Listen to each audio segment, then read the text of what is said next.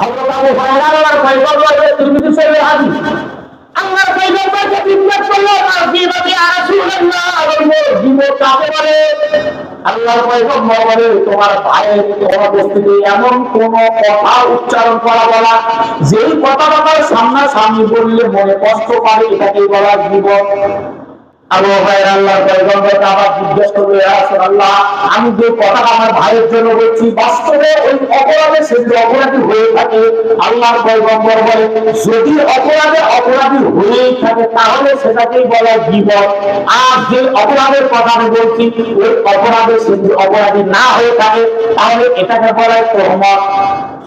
আর আমরা মনে করি যেটা অপরাধ করছে সেই অপরাধটা ইমাম সাহেব সত্যি কারবার করে সত্যি করাইতে বলছি সত্যি কারবার করে সত্যি করাইতে এটাই জীবন। যদি বিদ্যুৎ হয়